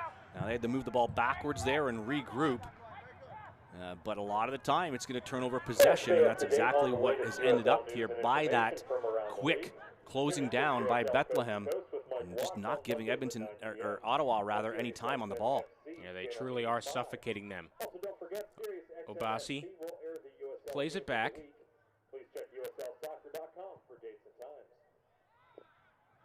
Here's Salazar on the right flank, into the box, defended by McKenzie. It goes wide. One of the best looks of the evening. It was deflected, but Salazar there with a great run. Yeah, he did have the space there, and you see the touch. He probably should have let it go right there. He waits just a little bit too long, and Bethlehem able to get back Mark McKenzie to be able to knock that one away. But yeah, the best ball through in space for Ottawa in this match so far, and they've earned a corner kick out of it. It's amazing how calm McKenzie was there. Again, he's just 18 years old, graduated 2 days ago from the Philadelphia Union Academy. So this is a kid essentially barely out of high school, although soccer has been his passion and his profession, and he was just played it like a veteran that time. A foul here against the Steel.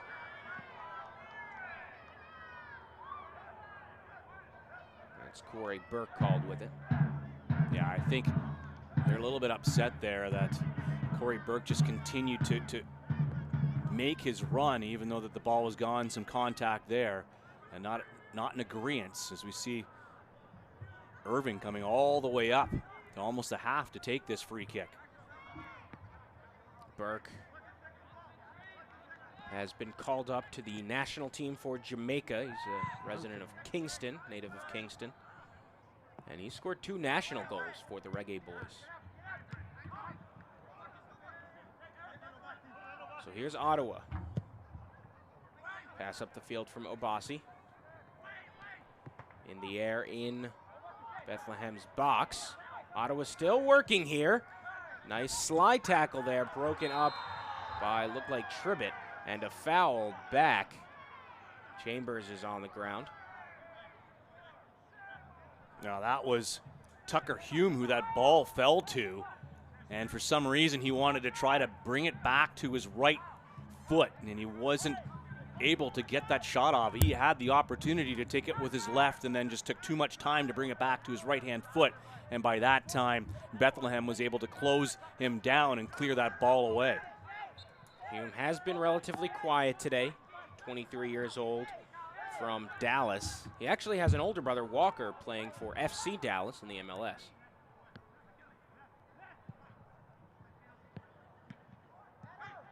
Bethlehem looking to take control of this game like they have for a good part of it. And this is a start.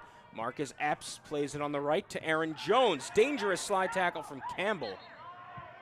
And it looks like that will be a goal kick for Ottawa, so it pays off there for the 28-year-old from Portmore, Jamaica. Yeah, as this game goes on, though, I do really think this is where you've seen that fatigue set in with Ottawa and all the games they played in a short period of time, that they are sitting back. They're not going in to close down enough. I think it is that fatigue that's going to be a result of that, just to try to be safe and not take any chances. And as you continue just to fall back and allow Bethlehem to come forward, and they're playing it wide, and a lot of space opens up for them in the midfield. But right now, Bethlehem just not able to get the shots on target yet in that second half to try to add to this lead. Corey Burke intercepts that time. Nice work from him. Knocked in the air off Manicio. Salazar fighting here, pulled up for a moment, fighting Wijnaldum. But here comes Ottawa. Bruna gives it up. In the box, a shot, and McCarthy there yet again. So Ottawa, they've pretty much fired every time they've gotten space. None of the times has there been a particularly good look. There's some great movement there on the ball by Bruna to be able to get out of that jam at midfield, and a good job to pass out to that right-hand side. And I believe that was Tucker Hume again. In this time, he chose to take it with his left instead of hitting it first touch with his right foot. Out of bounds throw in for Fury FC. But first, the substitution. Looks like 2 substitutions for Ottawa, so they really are going to try to switch things up here. And number 10, Gerardo Bruna. So Bruna will exit the match. Ryan Williams will enter the game for Bruna. Substitutions in the 56th minute. The second substitution sees, looks like Cito Sione coming off for Jimmy Shamar-Sanon.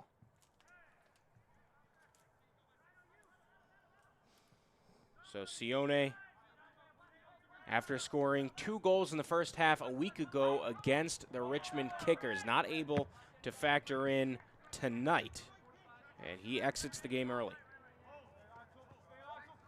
Yeah, obviously Paul Dalglish just looking to inject a little bit of life into this Ottawa side that hasn't looked, very sharp as far as, fighting and trying to win battles. Bethlehem has done everything as far as getting the turnovers and being on the front foot. And Paul Dalglish just looking for anything right now to kickstart this team and get an opportunity on goal.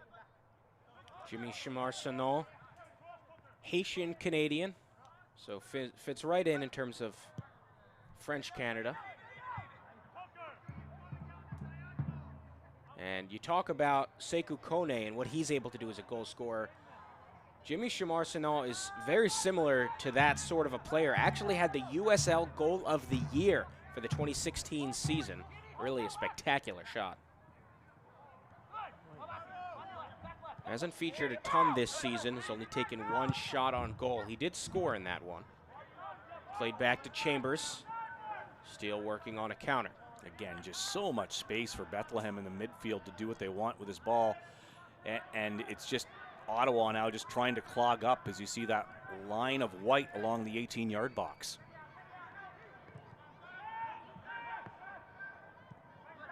Sent all the way back.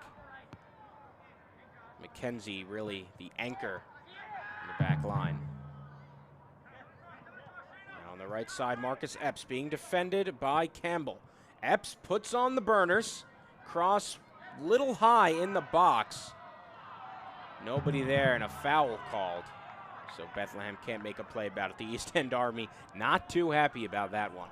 Yeah, it's too bad that cross was floated up by Epps, and it was Kone getting the elbow in the back of the head there when the ball wasn't really anywhere around him. So an easy call there.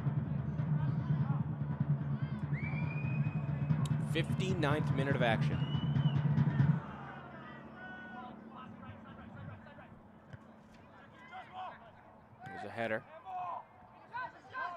Select of feet. Now with Marcus Epps. Back to Jones, leads the team in passes with 466 entering this evening. McKenzie. Here's the captain, James Chambers. Featured in a cap at every level of the Ireland U-level teams. Never cracked the regular national team, however. Forward to Najim. This is just too easy for Bethlehem moving this ball up the field, and too bad a poor pass there by Najim. But when you look at the way they're moving the ball and how many passes in a row did they connect there, moving it forward with just no one from Ottawa to get in to try to close down the players on Bethlehem. Throw in coming up here from Aaron Jones. Soccer fans, Nike is an official sponsor of the USL. For more information, visit nikesoccer.com.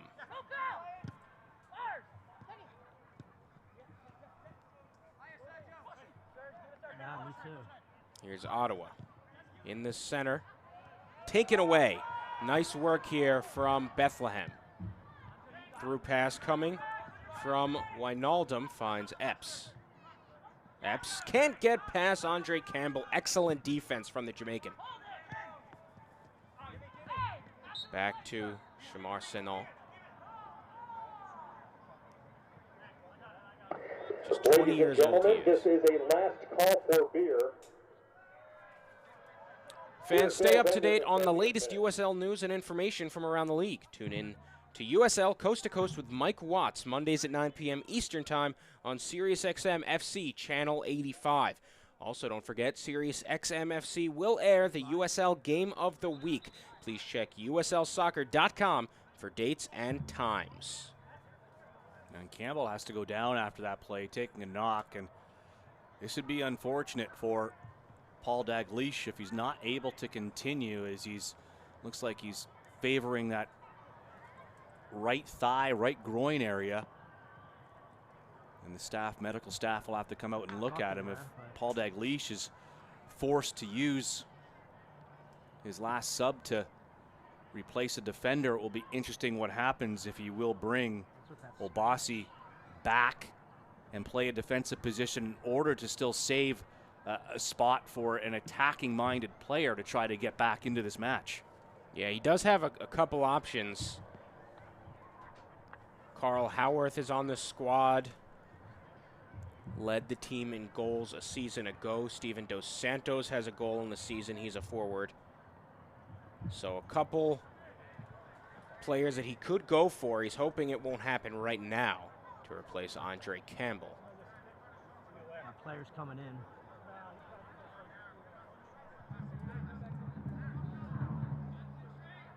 There's Kone, number 36. Scored his 6th goal of the season earlier today. That was back in the 28th minute. So Campbell, in just a few moments, will re-enter this contest. Should be all right.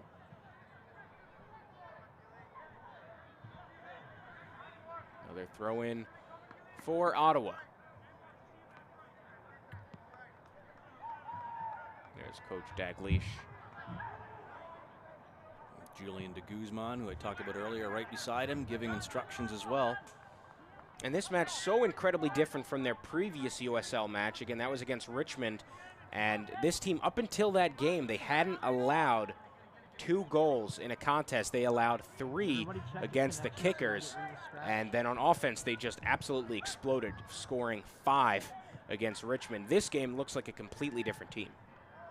Yeah, it really is. And like I said, when you're playing 5 games in 14 days, that's really tough to think about. And I know that Paul Dalglish is trying to take the positives and say how his team has played well and how they've reacted, and but you just can't help but think between flights and between playing all those games, staying in hotels, it takes its toll on the players. And I think tonight's a night where it really does show for Ottawa. Yeah, you don't even know if they made it back to Ottawa, considering they were in Toronto just a couple of days ago. Yeah, I would assume that they would have either stayed an extra day in Toronto before flying straight down A little bit. For this match. Yeah, certainly seems to make more sense that way. So here come the steal. Kone plays it on the left flank, looking for Chambers, but finds Wijnaldum. 65th minute of play. Here is Marcus Epps now on the left side. Venter defending. Excellent takeaway by Kyle Venter, the captain out of the University of New Mexico. Tribbett is there. Ryan Williams gets the ball back for Ottawa. Here's Salazar on the counterattack. He's got a couple options, plays it left to Shamar Senon. Senon cuts in. And he had Salazar on the left streaking, decided to cut center. And that might be a mistake that he'll regret moving forward. Handball there. Yeah, that was a poor touch by Senon. The first one when he made that cut into his right, when he did have Salazar making the overlapping run onto the left-hand side. And it really, we haven't seen many of those. We've seen it open up for Salazar once earlier, and this is really only the second time that we've seen something, but really we're in the 66th minute of play, and Ottawa, despite the way that they played, are still in the game. They only need one good touch on the counterattack. So they have to remember that and continue to fight in this game. And on the flip side, Bethlehem, with the time they've had on the ball, with the way they've been able to move through the midfield, they need to get some more opportunities on goal, because certainly it has been there for them to be able to put this game away. Without a doubt, Bethlehem, they dominated the first half in terms of possession and shots and all that, but really in the second half, it has been a lot more even, and they haven't gotten good looks at the net. And so this does feel like a very even game here in the second half. And when the scoreline is 1-0, a very even game could spell trouble for a team that dominated the first half. Yeah, and as the home team, you don't want to keep the away team in it. You want to put them away. And you're absolutely right, Corey, that much of this second half has really been played box to box. Neither team has really been able to do anything in that final third, inside the 18, to try to test either of these keepers in the second frame. About 63 degrees in the Lehigh Valley. Shower still coming down. Kone plays it left. Wijnaldum with a big touch now to Naja. On the right, it's Epps. Cross, nice header one by Venter. And we'll see a throw in for the steal. Jones will take it. Second round pick in this 2017 MLS Super Draft. Out of bounds again. They'll give it back to Jones, and he already had to put his hand up. You could hear him say, "My bad," on that last throw in, poorly taken. And again, that one not too close. This time, a foul goes against Bethlehem. Well, it's either a foul or he could be calling handball against Kone. I thought it looked like it went off of his shoulder as he directed that forward, but they're saying I think it was a little bit more of the arm to try to help out Bethlehem in moving forward.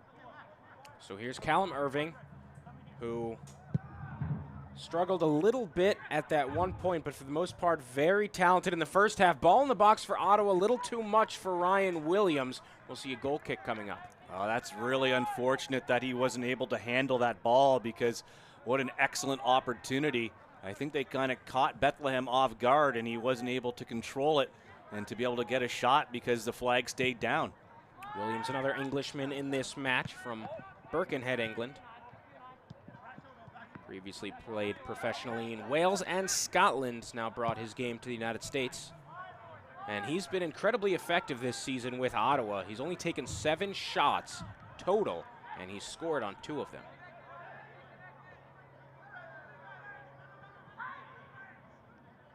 '69th minute of action. Played back to Tribbett. So the Steel working things up slowly now.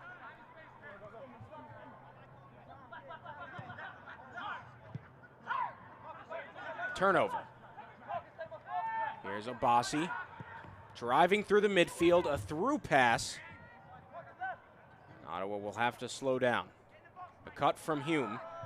Last touch off of Tucker Hume. And that's another opportunity. Ottawa has started to look better and better. They just can't quite get all the way there. Yeah, you saw the turnover there in the midfield, and Obasi moving that ball forward. He had to go to his left to Tucker Hume. It'll be interesting to see. Watch Salazar in the middle of your picture screen there, because he looked like he took quite a stomp, and he was really limping. He wasn't even in that play when Ottawa went up on the counterattack, and if he'll be able to walk this one off and be able to continue in this game. Throw in coming from Barden.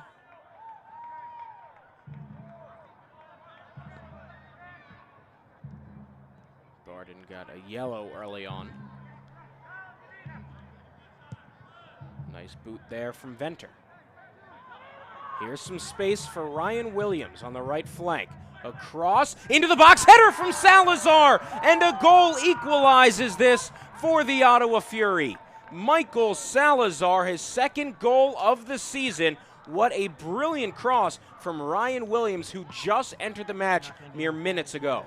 Yeah, fantastic cross by Williams on that right-hand side. He puts his head down, looks up quickly, and the Bethlehem Steel center backs caught ball watching there, and nobody picks up Salazar. As you see Yarrow just looking behind him and didn't pick him up, and a beautiful header by Michael Salazar, and there is that one opportunity that the Ottawa Fury have been waiting this entire match. And so that has got to hurt Bethlehem, a team that absolutely dominated the first half of this contest. Things were getting more even and more even. Ottawa was looking better and better. We mentioned how close they were getting. It turned into a goal that time. A brilliant cross from Ryan Williams turns into a header goal from Michael Salazar. Can the Steel retake the lead with about 20 minutes remaining in play? Ball with Yarrow. Again, he's here. He played yesterday with the Union against NYCFC in MLS play. Just 19 minutes. He's recovering from a shoulder surgery, torn labrum. And so this is part of an injury rehab process. Although in that play, you can't blame the injury on it. As you said, he was just ball watching, did not mark Michael Salazar. Yeah, you just have to do a quick look over your shoulder to see what's happening. If you do see that play developing, that it looks like Ryan Williams is going to be able to get something off. He doesn't do that, and he gets burned for it. Again, Yarrow in trouble. This time, Shamar Sanon was charging behind him. I don't think you saw him, but McCarthy able to pick it up. So Bethlehem with the opportunities to put this one away, and they weren't able to. Ottawa sticking around in this one. It'll be interesting to see now how Bethlehem react to this. Does it really take the wind out of their sails after controlling, 95% of this match? Or does this give Ottawa, that little bit of added, heart to be able to go out in determination to say, okay, guys, we got one here. Let's give it all we have for another 18 minutes plus stoppage time. And they have yet to bring on a substitute, so we might see some fresh legs coming for the Steel. They've got a couple options on that front. Chris Nanko, Santi Moar both have goals to their name this season, and they're available as substitutes. So we'll see if Brendan Burke decides to bring on somebody, and it's a tricky situation because for the most part, the Steel have looked great today. All the way off his line is Calum Irving, who clears the ball away out of bounds. No, good job there, because again, that's how quick it can turn here with Bethlehem through the midfield, as Ottawa needs to, like I said, close them down. Fortunate turnover there.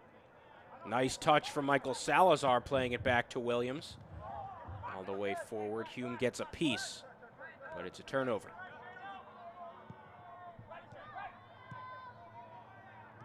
Campbell, one touch, booted by Venter. And all of a sudden, Ottawa, instead of giving Bethlehem a ton of room to work with, they're starting to really press. And this has looked like a much better team, not just on offense, but on defense as well.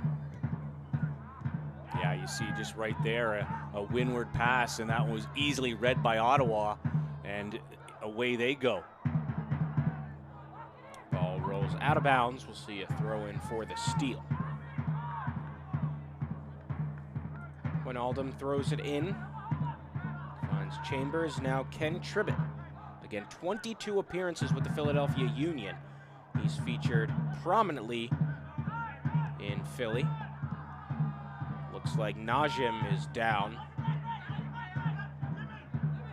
Picked up a little nick on that run.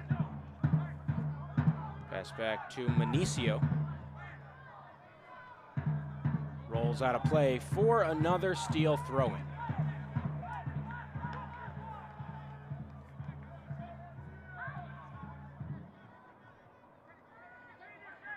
Chambers.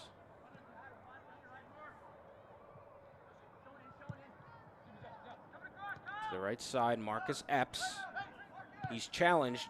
Big credit to Andre Campbell, who's limited him when he gets close to the box.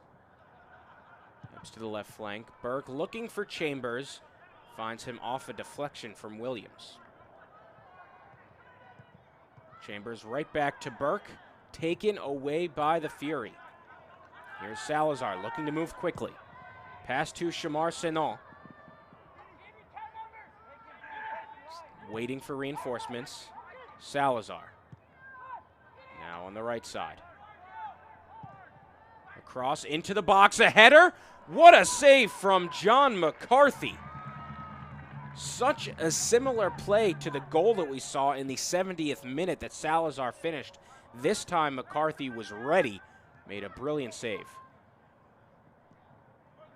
Yeah, and I think he got a little bit lucky too there that header went back into the position that he was in to be able to be there for that one, because if that one is just a little bit down and to the left, that is a lead for Ottawa here, so very fortunate for Bethlehem. Again, just not good defending on those balls into the box from that right-hand side. Ottawa charging again. This time it's Obasi. Plays back, finds Campbell. Campbell has picked up a red card this season. Tonight he's played brilliant, clean defense in a left-back spot. Spot that we were expecting Obasi to play, Campbell more as a midfielder. And they've really swapped roles. Here's Marcus Epps. Campbell is there. Jones on the right. Epps takes a shot over the net. And it was a fancy move to create some space, but the finish just wasn't there. Yeah, Ventnor again giving him space right here at the top of the box. A nice move there and a nice shot by Epps, but he gets underneath that one instead of getting over top of it and skies it over the bar. So Salazar will exit the game here in a substitution. Jamar Dixon will come in. And Corey Burke will sub out.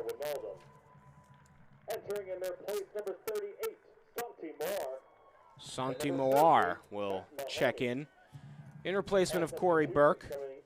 So a bit of a quiet performance from Burke. Obviously the disappointment in missing the penalty kick early on after scoring a penalty kick in stoppage time last week against Harrisburg City. So Santi Moar enters the game, native of Coruna, Spain.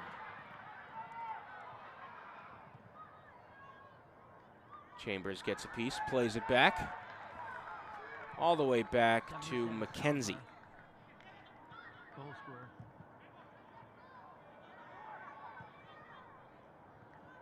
Tribbett plays it off his chest. Looked to cross it. I believe that was looking for Marcus Epps, but just a poor touch. 79th minute of action, all tied at 1 apiece here between Bethlehem and Ottawa. With Lee Godfrey, I'm Corey Cohen. It's been an excellent match. First half certainly dominated by Bethlehem. They just couldn't get more than 1 goal. The second half has been incredibly even. Ottawa looking very good. And now we're all tied up. Another substitution. Matt Mahoney has entered the game for Giuliano Wijnaldum. So the native of Rotterdam, Netherlands, leaves the game. And the native of Buffalo, New York, who went to school in Philly at Temple, now checks in for Bethlehem.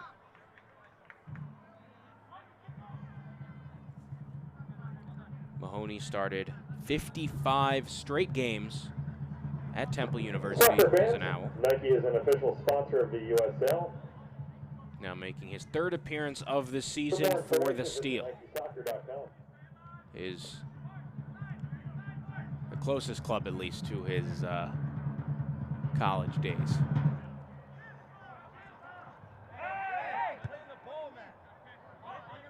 Campbell. Might see a foul there as Najim hit the deck, but nope. Clean play, says the head referee from Andre Campbell. Header played back. Chambers looking for it, but Venter is there. He's been very solid in that lone center back role. Through pass on the right side. Cross. Nobody there. He was looking for Tucker Hume. He was just a little bit far back.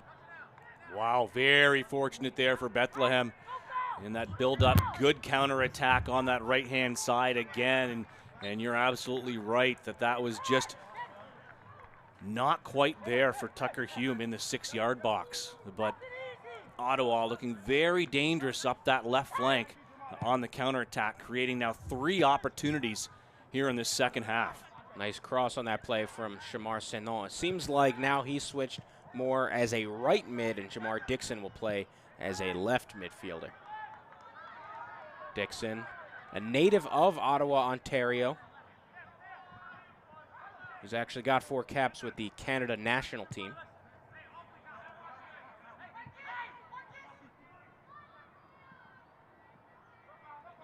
Campbell. Epps is there, takes it away. Here's an opportunity for Bethlehem. Plays it back. A shot on goal. Nearly goes in. Calum Irving couldn't get a clean hold on it. And that could have rolled past the line. We'll take another look at that. Epps doing a great job to muscle it away from Campbell. Shot taken by Tribbett. And nearly a disaster of a mistake from Irving. Yeah, and we talked about how well Campbell has defended this game. And finally, he has a mistake in a really bad part of the pitch, and that almost cost them. And you're right, a little bit of a juggle there by Irving, but able to get that one back before it crosses the line, or anybody on Bethlehem to be able to catch up to that one and poke it in. So here's Aaron Jones, 82nd minute of action. The USL is one of the most prominent second division professional leagues in the world, featuring some of the game's top talent and rising stars. Stay up to date with all the latest league news and information by visiting www.uslsoccer.com and follow them on Twitter @USL. Another substitution now for the Steel as Hugh Roberts will enter the game. He'll come in for Josh Yarrow. So now both teams have used up all 3 of their substitutions.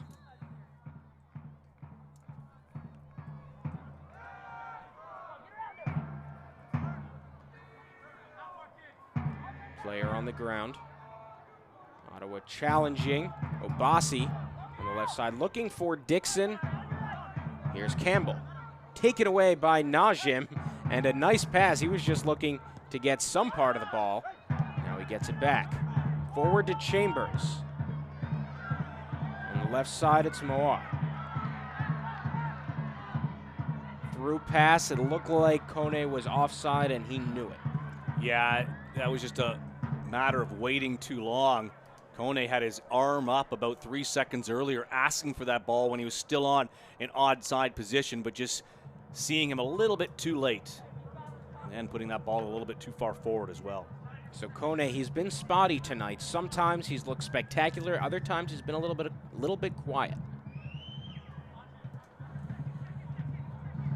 So Hugh Roberts now in the game to play center back position. Very interesting backstory. Went to George Mason. He actually went to play basketball. Obviously, a lot of people know George Mason for the basketball team in their Final Four run a little over a decade ago. Went to play basketball. Turned out he's an excellent soccer player, now just 24 years old, playing pretty regularly for the Bethlehem Steel. Usual starter at center back when Yarrow is not with the club.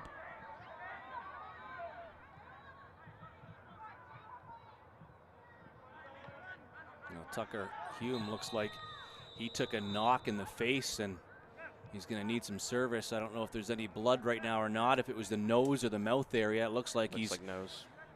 Took a knock in the nose, and he is bleeding, so he'll have to get off the pitch and require some service. So some time will tick away here. It'll be added in stoppage time, but certainly at this late in the contest, both teams are starting to entertain the thought that this might be a draw. You might walk away with 1 point. And for both clubs, the coaches have to ask themselves, what does that mean for this organization? Can we afford to do that? Should we go for the win? Should we play it more conservatively? All these questions will be going through the minds of Brendan Burke for Bethlehem, and in the case of Ottawa, Coach Paul Dalglish. Well, I think Dalglish should be very happy with a draw and take a point on the road, especially the way this game has been played, that you have been outplayed for large portions of it, but to be able to have that determination and not give up as Bethlehem kept them in it and get that equalizer, almost had a go-ahead goal as well here late. So, I think you would take away the point on the road and be happy with it. Obviously, both teams want 3 points, and I think that's what Brendan Burke would be disappointed about, that this really was a game for them to take the 3 points and take advantage of that fatigue of Ottawa. But Ottawa makes a couple of changes, a double substitution to start things out, and it had an instant impact on this game. And certainly not just the fatigue level, but the fact that they are coming off a win, a big 3-1 win over Harrisburg City. And to wrap up this homestand, they certainly would have liked 3 points. They can still get them, but it would be a little underwhelming if they finish off things here at Goodman Stadium for a little while with a draw. And just here with the advantage of looking to see if Tucker Hume has returned to the game. Yes, he has now, so Ottawa back to 11. Looking forward for Kone, can't quite get there.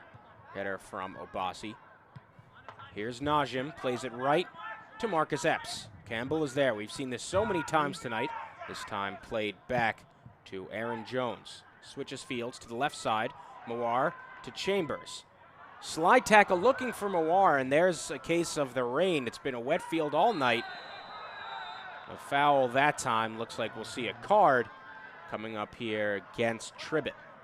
I think that's a good card to take by Tribbett there, because you could see what was about to happen on the counterattack, that Ottawa did have some speed there and players going in numbers, as you see right here. Yeah, he just steps up and steps into him. Sort of a full body check. Easy call to make, but I think in the end, a smart one to make. Yeah, without a doubt, and it's not too dangerous or reckless. You're not going, sliding in. That time you just sort of knock a player. Yeah, and he just wants to stop that counterattack, because Ottawa had players going up both flanks, and you could just see that there were a few players not really moving because they had so many players coming forward before Ottawa was able to get possession. 88th minute here between Bethlehem and Ottawa, all tied at 1 apiece.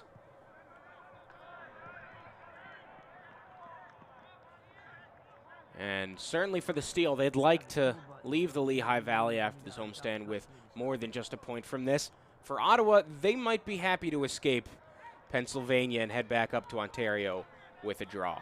Yeah, I think so. Your object in this league is to win your home games and try to at least draw a point on the road. And you do that, you're going to be in a good standing at the end of the year. And this could be their 4th on the road unbeaten. Ryan Williams on the right flank. We saw a goal from that earlier in the second half. Great step up there. Well done by Hume to bring the ball down, but on the first touch couldn't hold on. Nice pass from Manicio. Little too far for Jimmy Chamar-Sanon. Yeah, nice idea though there by Williams. I've been impressed with him since he's come into this game. He's great with the ball at his feet and has put in a couple of great balls into the box as well. Yeah, this is his 8th appearance of the season. He's made 5 starts. Normally when he plays, it is in that right wing situation. Now has 2 goals, 2 assists on the year. A boot that time from Roberts. So as we enter the 90th minute, there will be a minimum of 4 minutes of stoppage time. As we see again the field, that time Campbell slipping, and you just have to imagine with the rain coming down all night, that might be affecting things. Here's Najim, plays it forward, looking a little too far for Sekou Kone. And that almost got through to Kone, and Kone had found that gap in between the center backs. It would have been a fantastic opportunity, and sometimes it really is a game of inches. Out of bounds, we'll see a throw in for the Fury.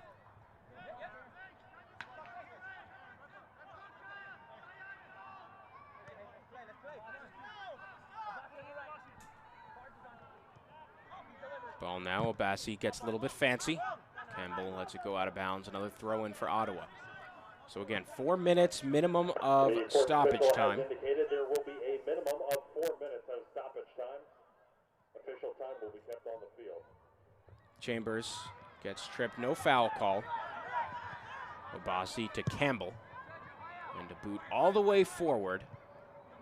Header won by Bethlehem. Yeah, and good winning there of the second ball by Bethlehem. You don't want to have that after you've headed the ball on that initial ball forward into the box to drop to someone on Ottawa and have them take a first-time touch. 91st minute now, through pass. A little too much to find Chambers, but a foul called against Shane McElhenney. No, excuse me, it looks like that's a foul against Steele. Yeah, it went the other way, but you know, when you look at that one, it just looked like a 50-50 ball, both players going up for it, and a little bit of a knock aheads, and they decide it was more in favor one way than the other. 92nd minute here. Look at that header one, and you know, in basketball, that's an over-the-back foul. In soccer, normally you'll see a foul called there. Yeah, but I'm surprised that the foul wasn't called for going over the back. And that would have been a free kick and a very dangerous opportunity here late for the Ottawa Fury. Yeah, you can jump up behind someone, but when you actually start to jump over them, that's normally when a ref will blow the whistle. Yeah, when you've used the shoulders of the other player to gain an advantage. That start to play leapfrog. Been a free kick. Kone through pass, looking for Moir, can't get there. There's Chambers. Little too much. Chambers is upset. And again, this rain, it has been constant in the Lehigh Valley. And so you wonder how much of an effect that is down on the field. Yeah, it looks like the ground's getting very soft out there now as it's been raining this entire game. And then you wonder if, as a player, you've used the correct length of studs on the bottom of your boot, and that's why you see some of these players starting to slip, because there you have it right there. They might not have a long enough stud on the bottom of their shoes. Roberts chasing it down. Shamar Senon has so much speed. Roberts will gain the advantage and knock it forward. Dixon keeps it alive. Shamar Senon into the midfield. Right back.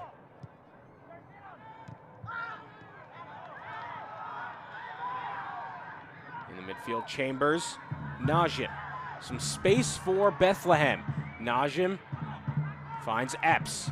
Inside the box now, Campbell defending. Epps looking for Najim, gets away, and it's booted out by Manicio. Tribbett plays it in the air. A foul called. Looks like the ref was going to wait for advantage once the Steel lost possession. Blew the whistle. Now a very important free kick here. This will be close to one of the last plays of the match.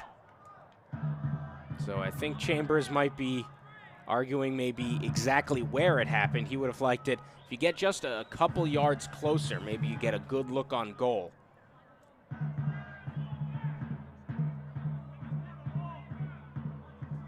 Irving. Again, the ball was a little bit slippery in the second half, or his gloves were, where he couldn't quite hold on to it. And now, again, this could be, it'll be one of the last plays. It could be the last play of the match. And this is pretty far out there for the Steel. Shot taken off the wall. Here's McKenzie. Likes to cross it into the box. Chambers, that is way up in the air. Irving, like a center fielder, chases it down, makes the grab.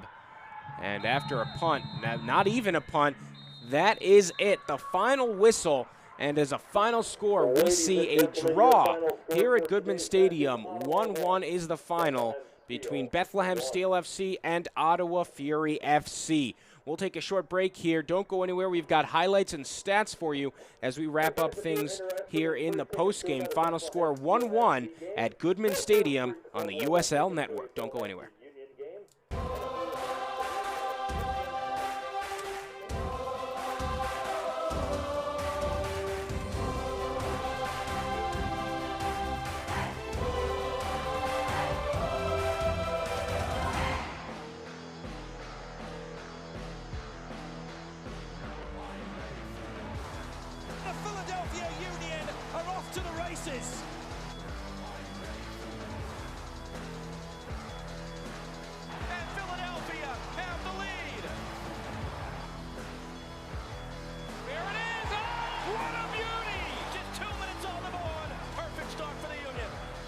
Tickets, visit PhiladelphiaUnion.com. No lengthy disclaimers with paragraphs of fine print here. Just honest pricing. 25 megabit per second high-speed internet and economy cable with over 85 channels, only $49.99 per month. No contract, no modem rental fees, no data caps, free DTA. Take the game and Service Electric with you on your mobile device with TV Everywhere. Over 60 channels currently available, including TV2, and the list is growing. Use the Service Electric app or go to sectv.com for details. You've lived with it for too long. That recurring joint or muscle pain that makes everyday tasks a strain and repetitive movement almost impossible. Why put it off? The sooner you seek treatment, the more options you'll have. The faster you'll be back in full stride. The latest non-surgical solutions. The region's only nationally ranked program. That's Orthopedics in Action at Lehigh Valley Health Network. Final score here from the Lehigh Valley, 1-1. Bethlehem Steel FC, Ottawa Fury FC draw this match in the final game of Bethlehem's homestand, 1-1. We'll start things off by taking a look at the highlights from that game. Things definitely changed in between halves. We'll start things off with the first half where Bethlehem dominated, starting with this penalty kick attempt after a handball. Yeah, handball there, and just not able to get on that is Burke after he scored one in the previous match. A great save there, guessing right, is Calum Irving to keep this one at zeros, but it wouldn't stay like that for too much longer as they have a great opportunity, and it is Sekou Kone from long distance. Ottawa not closing the man down who leads the team in goals, so he's able to pot his 6th of the season to give Bethlehem Steel that 1-0 first half lead. Just a rocket from Kone, and no chance for Calum Irving. And Salazar got a little bit close in the first half, shot on goal, but that was pretty much about as close as Ottawa got in that entire first 45 minutes. Yeah, and then the second half, you see they started to come on a little bit. Again, Salazar, and then here's the goal is Ryan Williams with a beautiful cross, and there you see Salazar unmarked in the 6, and he just heads that one down. An easy goal for him. No chance by John McCarthy as players all caught ball watching there. Yato in particular, number 15 for the Bethlehem Steel. A close call here. Once again, almost on that same sort of play as another beautiful ball is sent in by Williams, but Tucker Hume unable to get a lot on the end of that one. This time we saw Epps cut back, take a shot on goal a little bit too high. That was one of the closer opportunities that Bethlehem had in the second half. Yeah, and then Epps again doing a great job of winning this one. And a shot outside of the box almost fools Calum Irving, but he's able to hold on. So 1-1, the final score. We'll take one more look at the stats, the final stats after this draw between Ottawa and Bethlehem. And possession still dominant for the Steel, and yet the real killer, they had control of the match, possession, passing, all that, but they were not able to get a second goal in the first half or at any point in the second. Yeah, and if you compare the match stats at halftime to the full-time stats, possession stayed the same, but Ottawa this time in their little bit of possession, getting opportunities on the counterattack, and look what changed. Shots and shots on target. A lot more went into the Ottawa column in that second half, which allowed them to score that tying goal. Yeah, we were looking at halftime, and it was completely one-sided in the shots category, and as you said, Lee, even though possession was still heavy in favor of Bethlehem, shots ended up being pretty even, which of course reflects the scoreline here, 1-1 between Bethlehem and Ottawa. So that just about does it for our broadcast here from the Lehigh Valley. Again, final score, Bethlehem Steel FC 1, Ottawa Fury FC 1. We want to thank you all so much for joining us here on the USL Network. For our producer, Roberto Fernandez, for our technical director, Jim Clark. One final time for my partner, Lee Godfrey. I'm Corey Cohen, signing off from Bethlehem.